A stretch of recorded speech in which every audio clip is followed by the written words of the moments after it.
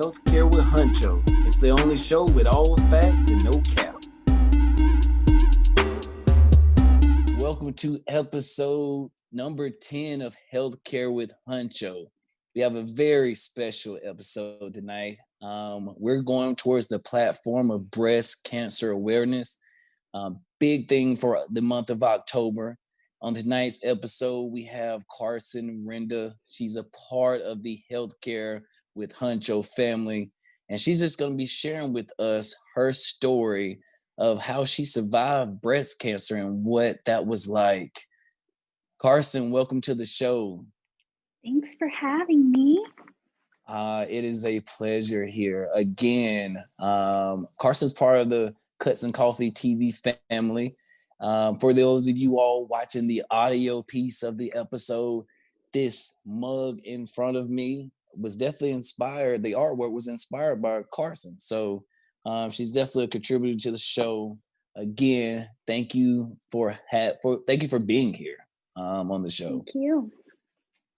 All right. Thanks so as we for spoke, having me.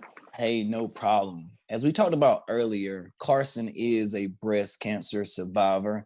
Karson, just kind of introduce yourself and kind of start us off at the beginning of that experience and what it was like for you. Okay. So I was diagnosed when I was 23 years old.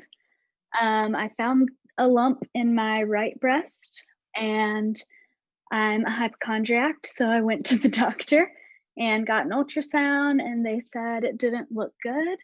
And so I went in the next day for a biopsy, and then I waited like 4 or 5 days for them to call me back.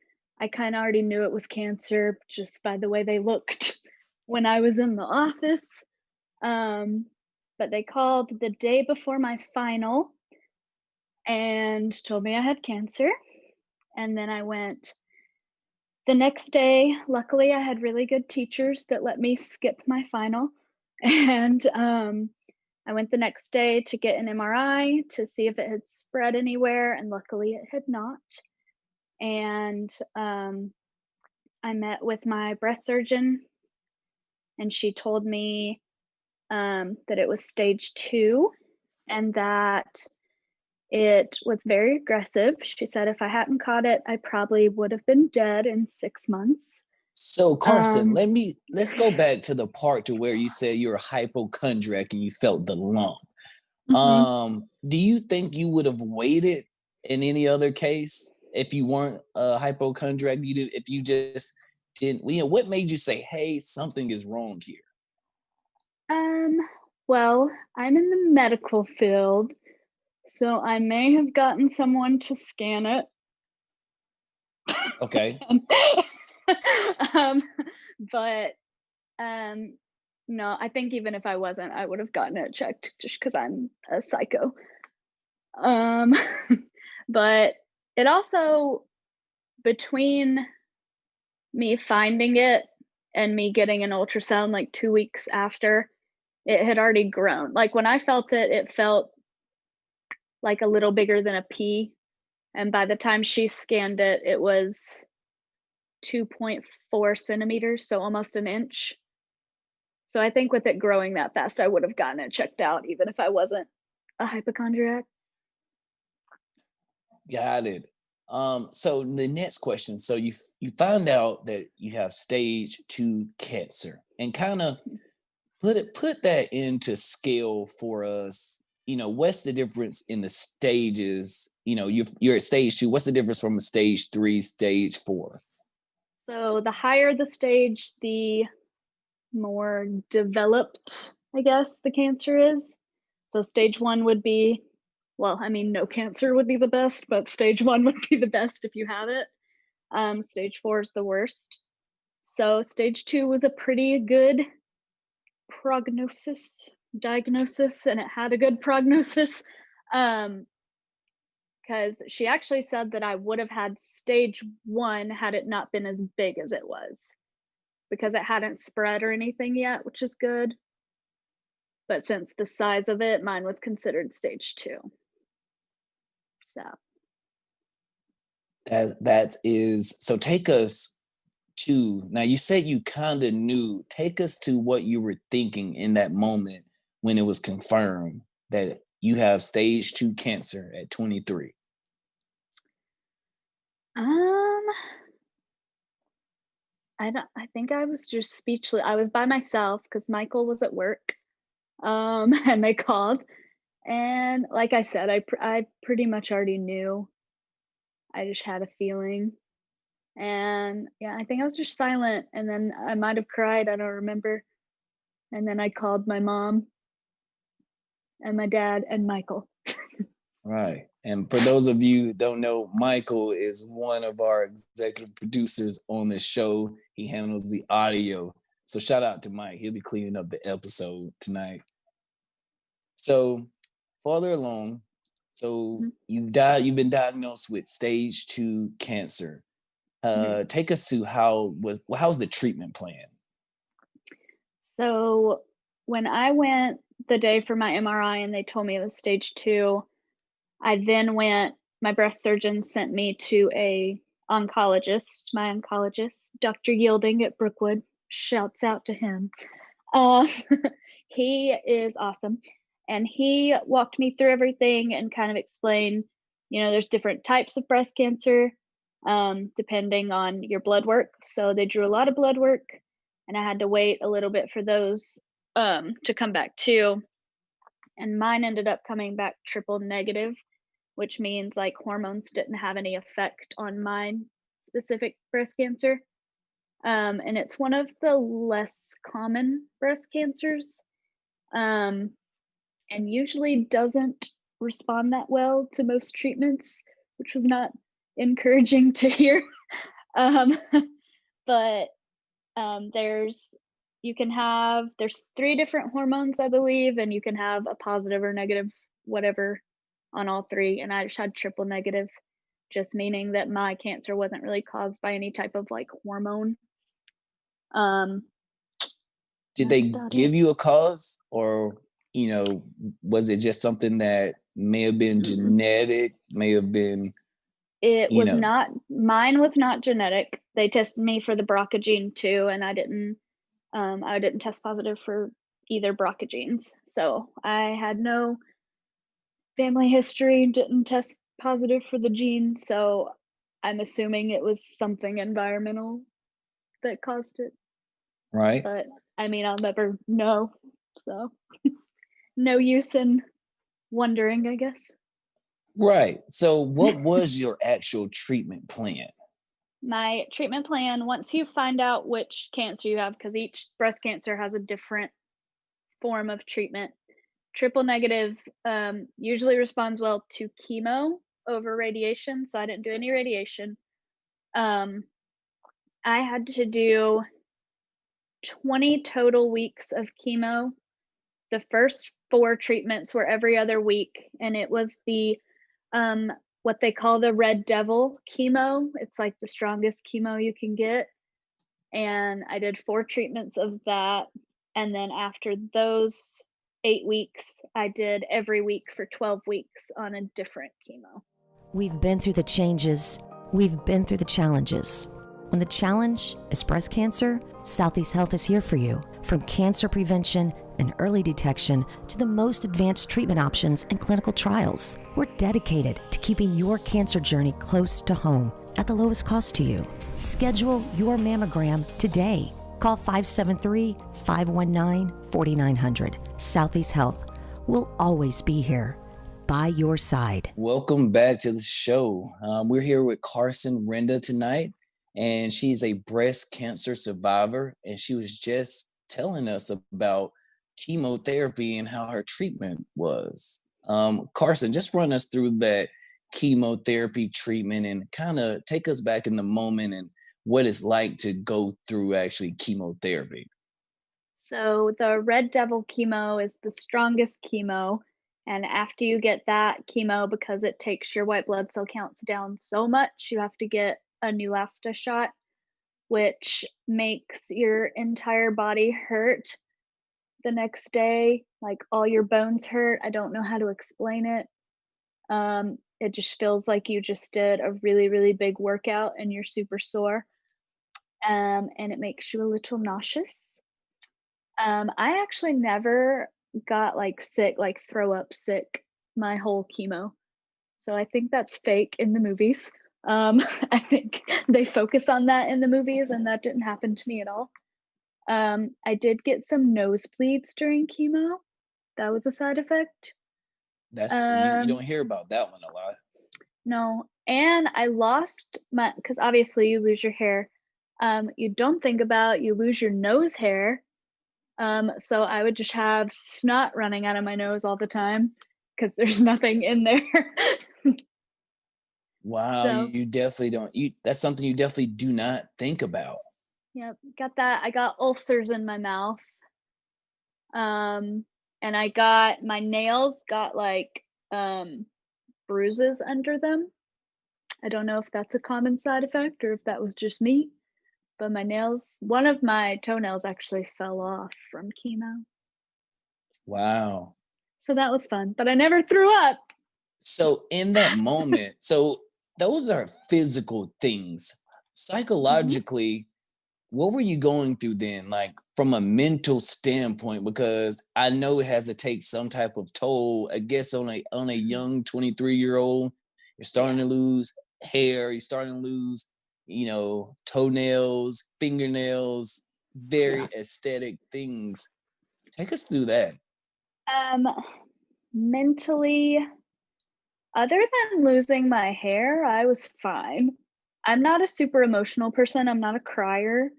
So I handled chemo and cancer in general more with the humor approach, which a lot of people do. It's like a coping mechanism, Right. I guess. Um, the only time I cried during chemo was when my hair was falling out. And I just decided to shave it once it first started falling out because I was like, I don't want to keep ripping out handfuls of hair every day. I feel like that's worse than just going ahead and doing it. So we did it. We had a hair shaving party. Me and my best friend Kelsey shaved our heads. She shaved her head for me. Michael shaved his head, but his head's already shaved, so it didn't really count. But it seems like when you said you had that Mhm. support system. Tell us Mhm. about your support system and how they were for you at that time. I had a big support system. Of course, I had Michael, and my parents, my siblings. My parents came to every chemo. My dad picked me up, and they weren't allowed back in chemo. Like you can only the patient can go back there. But my dad would pick me up at like 6 in the morning every Friday and drive me. We would go get Chick-fil-A and Starbucks on the way, and then we would go and he would drop me off, and then he would stay around Brookwood um, until I was done, which was like 4 hours, 4 or 5 hours usually. Um, And how and long did this process last? How long did that last every Friday going to get treatment? it was 20 weeks. Wow. Yeah. And I was in radiology school. I was in my last semester. I Oh, decided so to you're in keep school going. doing this process? Yeah. So I did I would do clinicals Monday, Tuesday, Wednesday, class on Thursday, and chemo on Friday, and then rest on Saturday and Sunday. And so going through that process, did it feel as if, because I'm trying to wrap my head around it, did it feel as if when I started to get better, you started to get over the treatment, another one was coming? Did you have any anxiety around thinking, oh my gosh, Friday's coming up? Um, I had more of a cool, we're about to get another one over with that's closer to the end type Oh, of mentality right, versus a right. like So dreading it. got it. So it wasn't like, okay, there's another one coming up. It's like, okay, another one down. Yeah.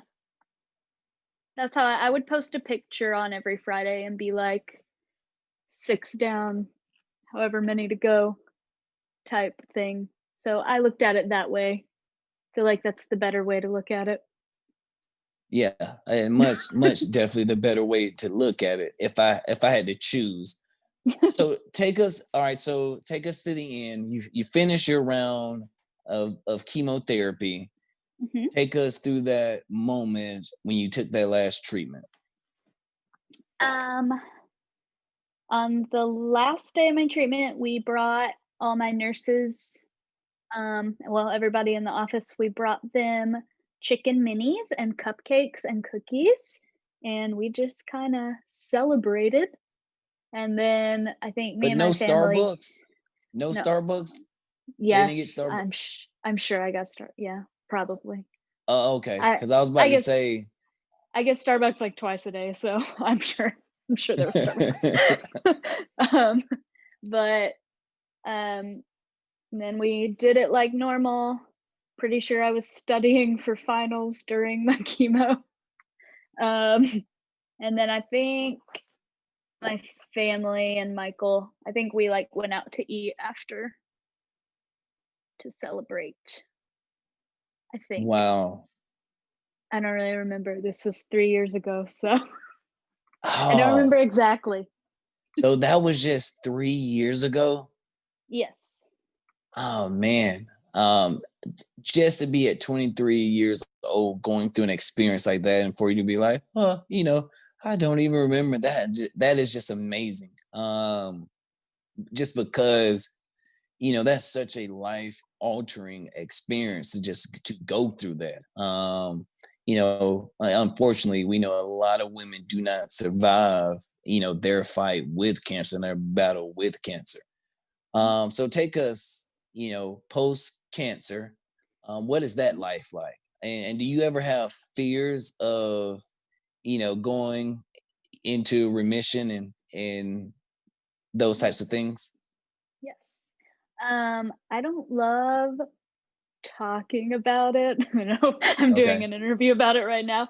Right, But right, no, just like in my regular, like everyday life, I don't like talking about it because I have this weird mindset where if I talk about it, I'm gonna like get it again. I know that's right. not true, but um, I think a lot of people after cancer get PTSD.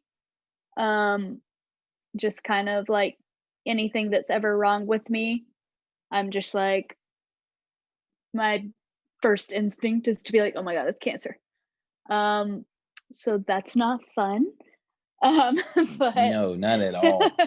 and I don't know if I can't speak for everyone. That's just how I do it. And I'm usually good throughout the year. And then every December is when I get like my PET scan done. So I get a lot of anxiety in December, um, around that time of year. Okay. That really stresses me out. But other than that, I do pretty well, I think. And so what are some of the ways that you cope with things personally? Um, Mostly jokes. I make a lot of cancer jokes. And when I Could you tell tell it? Michael, Could you tell us one? Could you tell us a cancer it's joke? no, not on the spot. No, not on the spot. No, like if I get Michael to go get me something and he says no, I'll be like, I had cancer. And he'll be like, don't say that. Oh, But so definitely use it to your advantage. We oh yeah, I used the crap out of my cancer card. Feel like I deserved it.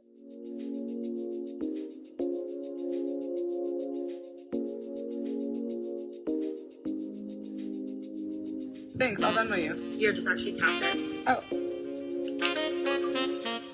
What? No way.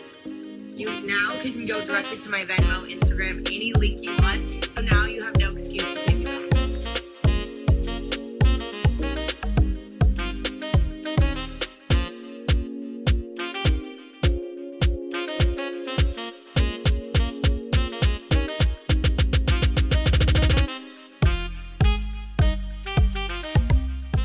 So Karson, during Mhm. your surgery, going into it, take us back to the moment of how you felt and how your support team felt going into those waves of surgeries?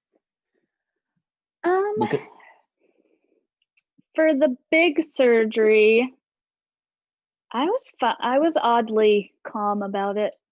I thought like coming up to it, I would be like distraught because I was 23 and losing my boobs. But like the day of surgery, I was really calm. I don't know. Maybe it was just a get these things off of me type attitude. Like they haven't done anything good for me, so let's get rid of them. right. And so I'm a I'm not little sure how everybody else curious. felt. I'm a little curious about this. So after you have, your surgery, they pretty much have. So did they remove your breast first, and then you had another surgery to reconstruct it, or did you reconstruct it all in that same surgery? It was all in the same surgery. So my breast surgeon, Dr. Maddox, she came in first and basically got everything out, did the mastectomy part of it. And then Dr. Cohn comes in after her and does the reconstruction part and all the moving of the muscle and fat and all of that. So did they elect to do it that way versus, removing the breast, then coming back doing the reconstruction in a separate surgery? Or was that by choice, or is that normal? I think it's pretty normal now to do it that way, just to get it all over with. I'm not positive though. I never know, because I never know if they try stuff because I was so much younger and I could handle a longer surgery. I don't know. I'm not sure. It'll probably been pretty devastating to wake up at 23 and to see yourself, with no breast. Yeah. So maybe that was part of it. I'm not sure, but I think they do that for a lot of people now. Just do it in the same, like one big surgery versus two separate ones. Vanderhall is expanding. We're doubling the size of our factory to make room for some of our greatest ideas ever. The three-wheeled Venice Off-Road Edition.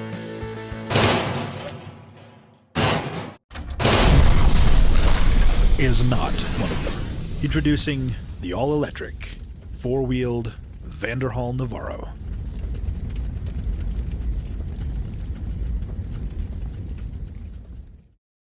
Thank you for tuning in to tonight's episode. Karson was a great guest on tonight's episode, but we know the fight against breast cancer does not end here. We know breast cancer affects women across the globe. Karson, tell everyone how they can contribute in the fight against breast cancer. So these are some organizations that I like. Obviously, do your research and see if you like them and if that's who you want to donate to. I have two breast cancer ones. I have Breast Cancer Research Foundation and Breast Cancer Prevention Partners. And then I have one called Teen Cancer America, which focuses more on teens and young adults. And that's it. Hi, this is Dennis Davis with Healthcare with Huncho, and you're watching Cuts and Coffee TV.